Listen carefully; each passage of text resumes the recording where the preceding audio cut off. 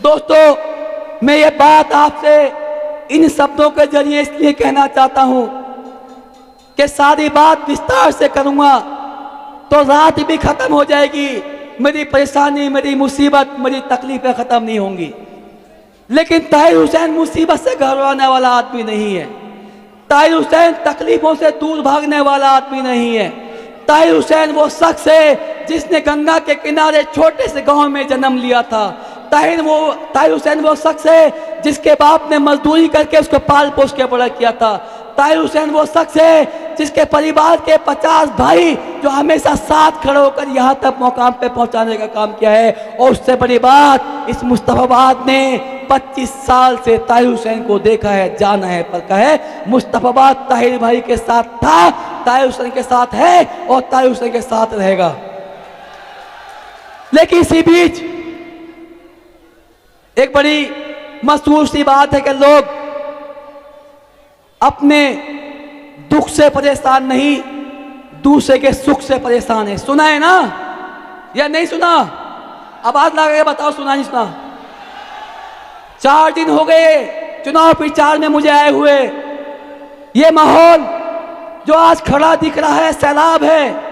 ये माहौल खड़ा करने की जो देन है, जो मेहनत है, वो है मेरी पार्टी के राष्ट्रीय अध्यक्ष ओवैसी साहब की पहचान, उनका नाम।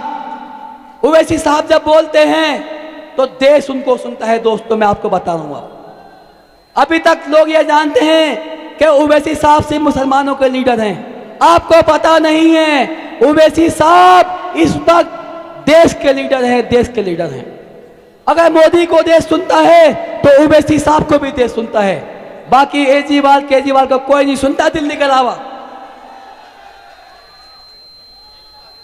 जब ऐसे हालात 4 दिन में मैंने देखे कि जो लोग चुनाव प्रचार में थे, मेरे जेल से प्रचार में आने के बाद उनकी हवाइयां उड़ी हुई हैं, उनकी नींदें खराब हैं, वो परेशान हैं। भैया, जलिस करने से कुछ नहीं होगा, हसद करने से कुछ नहीं होगा, क्योंकि हसदखोरों की कमी नहीं और हमदर्दों की भीड़ नहीं। मैं मानता हूं कि हमदर्द बहुत ज्यादा नहीं होते, लेकिन हसदखोर बहुत ज्यादा होते हैं। पहचानना आपको है, पहचान आपको करनी है। हसदखोरों की कमी नहीं और हमदर्दों की भीड़ नहीं। गद्दार हमें वो कहते हैं पर देते कोई दलील नहीं। काम ऐसा कुछ कर जाऊं मैं जो भारत की शान बढ़े। जान मेरी हाजिर है ये जब देश को कोई काम पड़े। तन्हाई के इस आलम में कुछ सपने सजा कर रखते हैं, तुमसे मिलने की खातिर हम खुद को जिंदा रखते हैं। दोस्तों, मेरी माँ बहनें छतों से मुझे सुन रही हैं, मुझे देख रही हैं, मुझे समझने की कोशिश कर रही हैं।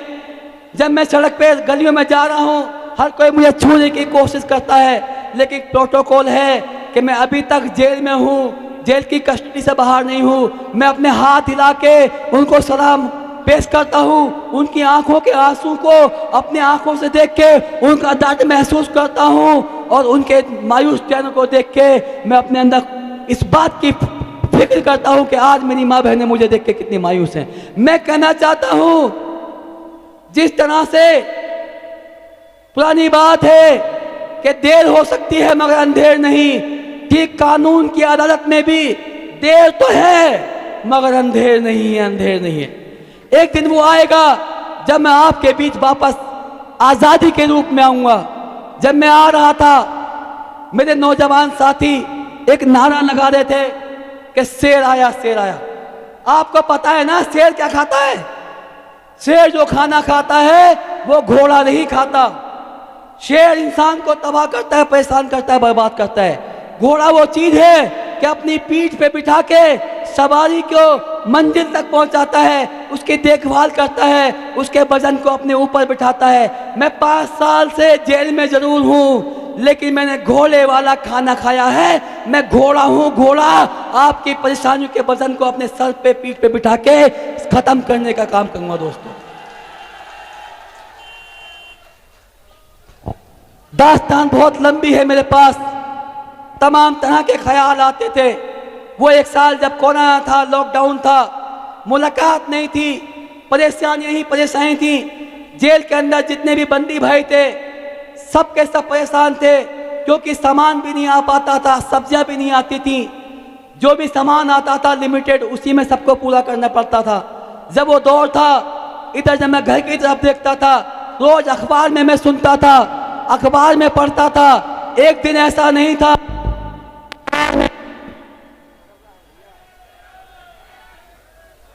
ऐसा कोई दिन नहीं था जिस दिन टीवी चैनल में मुझे गालियां ना दी जाती हों।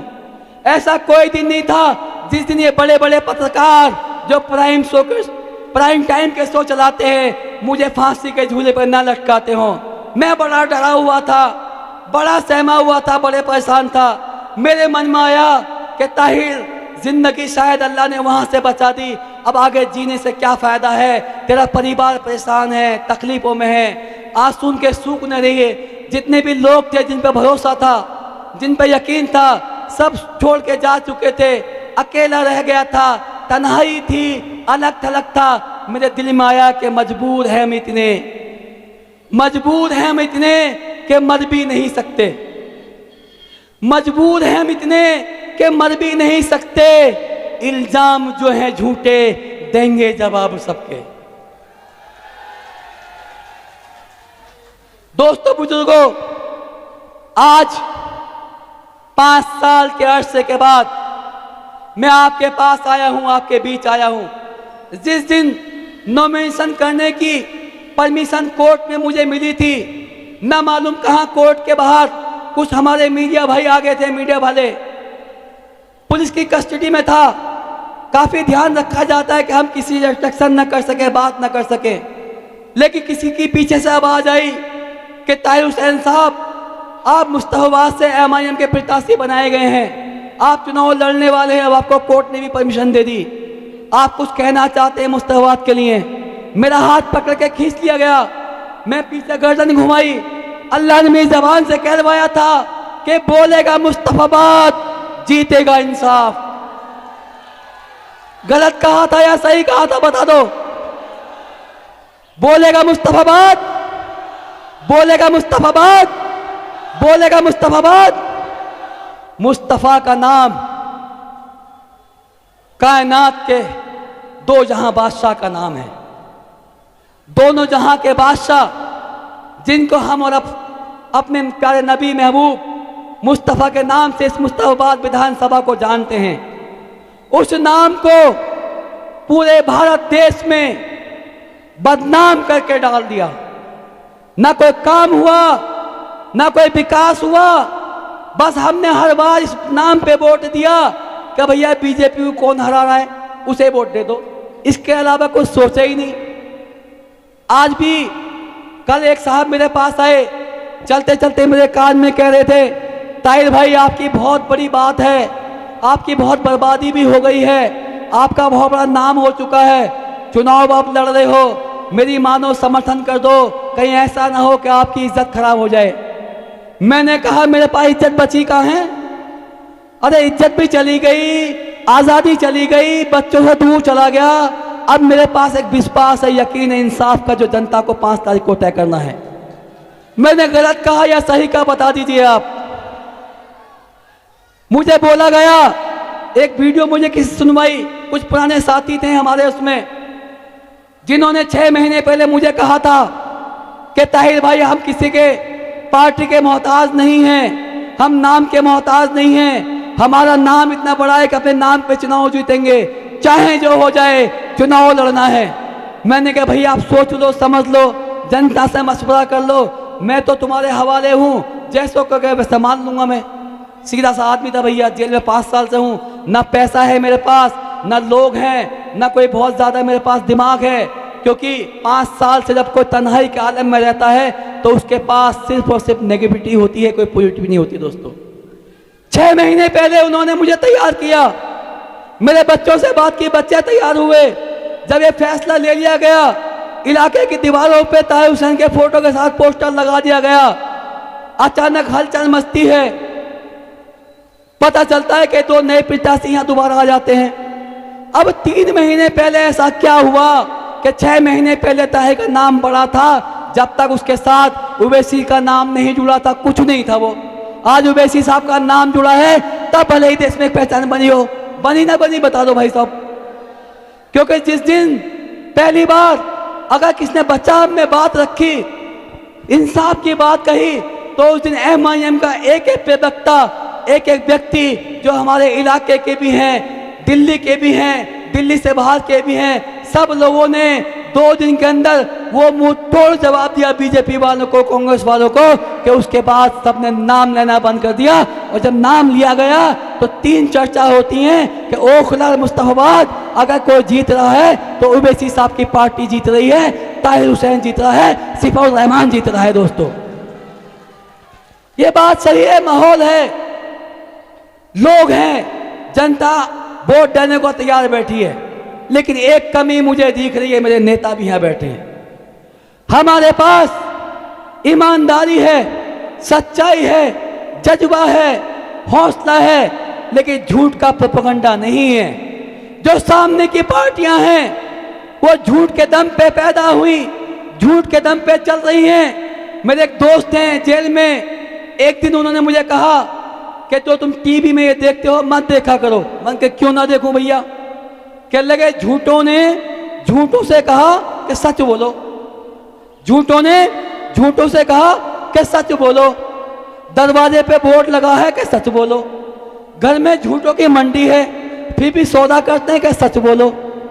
अरे डूबने वालों, गंगा जमुना अपनी है, ये तो बता दो कि नाव में छेद किसने किया, इतना तो सच बोलो। इन दोनों पार्टियों में एक तरफ भाजपा वाले हैं, एक तरफ आप वाले हैं। अगर वो 100 झूठ बोलते हैं तो वो 200 झूठ बोलते हैं, कसम खा रखी है झूठ बोलने की। कैसी कैसी बातें निकल के आती हैं। कोई कहता है जमना में जहर है, कोई कहता है कि बातों में नफरत है। तमाम बातों कर करके पब्लिक को गुमराह कर रहे हैं। आज तक ना तो 15 लाख किसी खाते में आए, ना मुश्ताबाद में कोई कॉलेज बना, ना मुश्ताबाद में कोई अस्पताल बना। तमाम दिल्ली के वादे सिर्फ विज्ञापन में हैं, अखबार में हैं। आज से पहले मैं इसलिए नहीं बोलता था कि उनके साथ था, भरोसा था, यकीन था, लेकिन जुल्म के साए में पर तोलेगा कौन? जुल्म के साए में पर तोलेगा कौन? सोचना यह है कि लब खोलेगा कौन? अगर आज ताहिर हुसैन भी चुप बैठा तो फिर बोलेगा कौन? मेरे पास कहने के लिए मैं कहता हूं बार बार बहुत कुछ है, लेकिन समय की पाबंदी है। हमारे बड़े नेता हमारे साथ हैं। आज मुझे उनकी बात को सुनना है, समझना है, उनसे सीखना है। इंशाल्लाह बहुत जल्दी दोबारा मौका मिलेगा, मैं आपसे बात करूंगा। बस एक अपील मैं आपसे करके इजाजत लूंगा कि बदलते वक्त का एहसास जरा तुम भी समझ लेना। आज जो वक्त बदल रहा है, हालात आपके सामने हैं, कि बदलते वक्त का एहसास जरा तुम भी समझ लेना। छलकते आंसुओं की लाज जरा तुम भी रख लेना। भुलाकर हर गिला शिकवा मुझे अपना बना लेना। देकर वोट पतंग पर तुम ताहिर को जिता देना। दोस्तों, ताहिर कल भी तुम्हारा था, ताहिर अब भी तुम्हारा है। ताहिर कल भी तुम्हारा था, ताहिर अब भी तुम्हारा है। रखूंगा सर को ऊंचा मैं तुम्हारे, ये वादा मेरा है। निभाकर रिश्ता तुम अपना, मेरा बस साथ दे देना। देकर वोट पतंग पर तुम ताहिर को जिता देना। दोस्तों, जो दाग मुझ पर लगा है वो भी मुझे खत्म करना है कि मोहब्बत भाईचारे का पुराना वक्त भी लाना है। याद है ना, हम कांवड़ सेवा भी करते थे, भंडारे भी लगाते थे, अफ्तार पार्टी भी करते थे। सारे मुस्ताबाद के अवाम, हिंदू मुसलमान सब मिलकर रहते थे। ना मालूम किसने नफरत फैलाई कि मोहब्बत भाईचारे का पुराना वक्त भी लाना है। मुस्तफाबाद वालों से मेरा ये खास कहना है। क्या खास कहना है? मोहब्बत भाईचारे का पुराना वक्त भी लाना है। मुस्तफाबाद वालों से मेरा ये खास कहना है कि हुकूमत हो किसी की भी मगर तुम, हुकूमत हो किसी की भी मगर तुम इंसाफ कर देना। देकर वोट पतंग पर तुम ताहिर हुसैन को जिता देना। बंदिशें हैं जहां दिन रात, उसे तिहाड़ कहते हैं। बंदिशें हैं जहां दिन रात, उसे तिहाड़ कहते हैं। तुम्हारी याद में रह करके कुछ सपने भी देखे हैं। मिटा दूंगा मैं हस्ती को अपनी, तुम आवाज दे देना। देकर वोट पतंग पर तुम ताहिर हुसैन को जिता देना। खुदा के वास्ते, खुदा के वास्ते तुम मुझे यूं मायूस ना करना। हुआ जो जुल्म मुझ पर है उसे यूं मत भुला देना। पीड़ित हूं, मैं अपराधी नहीं, जमाने को बता देना, देकर वोट पतंग पर तुम ताहिर हुसैन को जिता देना। और आखिरी बात कि सभी माँ बाप जैसे हैं मेरे और भाई बहने हैं, सभी माँ बाप जैसे हैं मेरे और भाई बहने हैं, क्योंकि मेरा मानना है कि तकदीर दुआओं से बदली जाती है, परेशानियां दुआओं से ख़त्म होती हैं, तकदीर के फैसले दुआओं से बहुत ज़्यादा पलटे जाते हैं। सदका करें मेरे लिए, नमाज पढ़ें, अल्लाह का शुक्र अदा करें, लेकिन 5 तारीख को जीत की दुआ करें कि सभी माँ बाप जैसे हैं मेरे और भाई बहने हैं, सभी नौजवान साथी हैं मेरे और क्षेत्र के वासी हैं। दुआ तुम मांगना, अल्लाह के आगे हाथ फैलाना, देकर वोट पतंग पर तुम ताहिर हुसैन को जिता देना। अस्सलाम वालेकुम। बोलेगा मुस्तफाबाद, बोलेगा मुस्तफाबाद।